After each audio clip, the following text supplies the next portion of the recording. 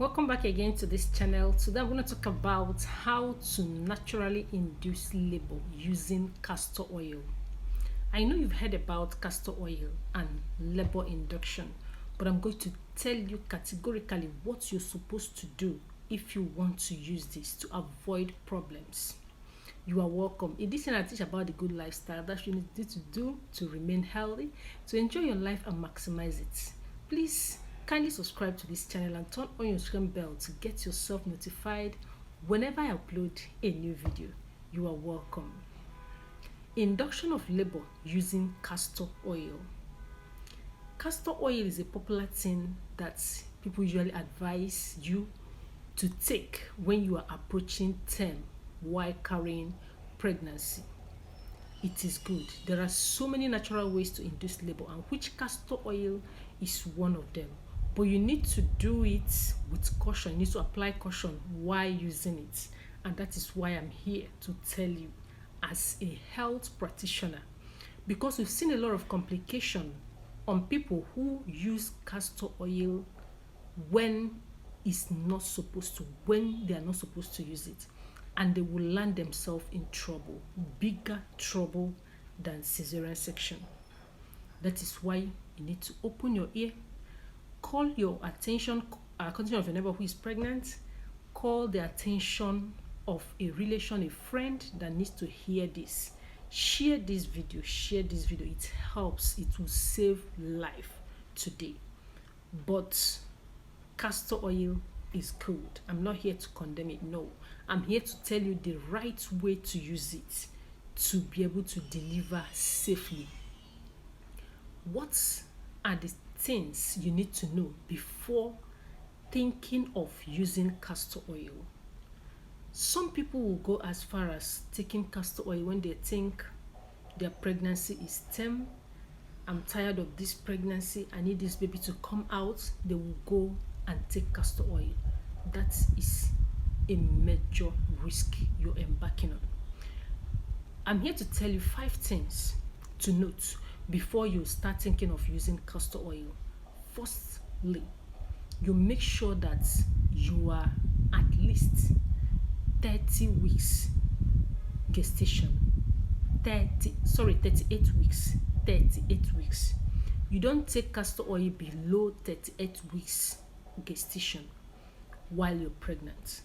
Make sure when you're registering for antenatal, you register the correct day you miss your menstrual period. That's what we call LMP, last menstrual period.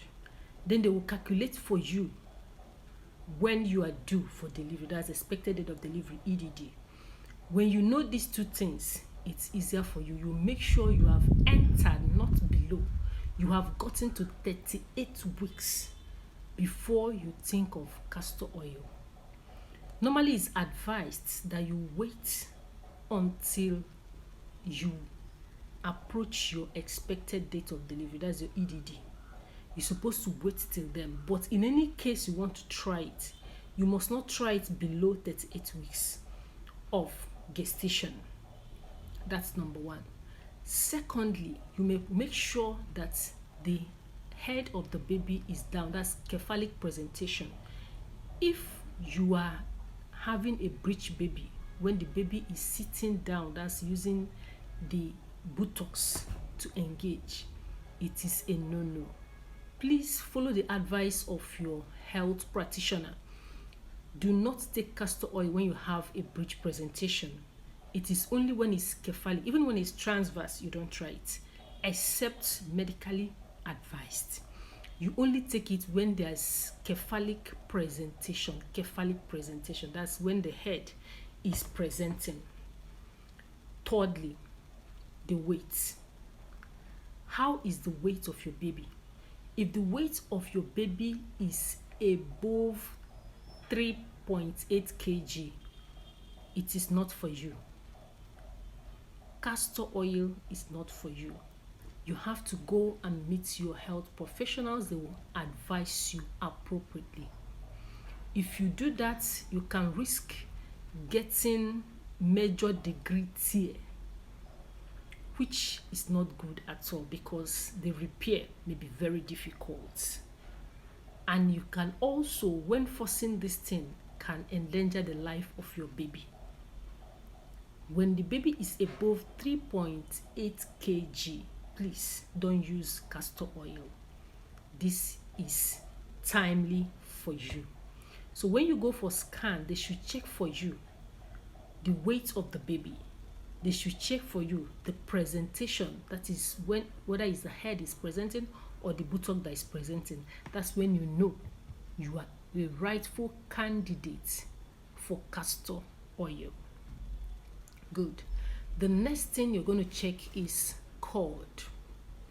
When you're going for scan in your third trimester, close to term, at 37, 38 weeks, they should check if there's cord around the neck. If there's cord around the neck of the baby, you don't try castor oil. There's a better way to do it. Meet your health professionals. Because when you induce labor with cord around the baby's neck, it is danger for the baby. That can strangulate the baby and lead to the death of the baby. Cord around the neck is not a good sign for the baby, so you don't need to take castor oil. Again, position of the placenta. All these things is what you're going to ascertain from scan results. It's not what you see with your physical eyes. You have to go check in the scan and know the position of the placenta. I will go as far as teaching you in my next video different positions of the placenta in utero.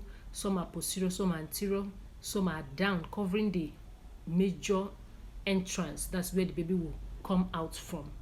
And if the placenta is lying very low, it's a danger for both the baby and the mother. If you try using castor oil and contraction starts, the placenta is there and is highly vascularized, and the woman can bleed to death. So if there is placenta previa, you don't try castor oil at all.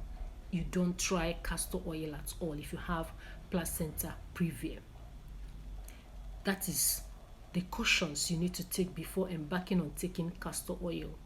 Then, how do you take castor oil? You take castor oil when you buy castor oil from a store, a drugstore, probably. You open it up and take 2 spoons on empty stomach. First dose, you take 2 spoons on empty stomach. Then, when you're done with that, after 2 hours, you take another 2 spoons. If the labor has not started, after the next 2 hours, you take another 2 spoons of castor oil. Labor eventually starts. You know what it does? It empties your stomach, the content of the stomach, and sets the uterus in motion. It will set the uterus in motion. Contraction starts, and hopefully it progresses and leads to successful delivery of the baby. It is assumed that within 38 weeks, there's effacement, that the uterus and the cervix are ready to push out the baby. That's why I say you must not take it below 38 weeks. Hope this video finds you well. Please share this video and don't forget to give this video a thumbs up. Share this video. Let your people know this, and they will be able to enjoy safe delivery. Thank you for watching. For now, bye.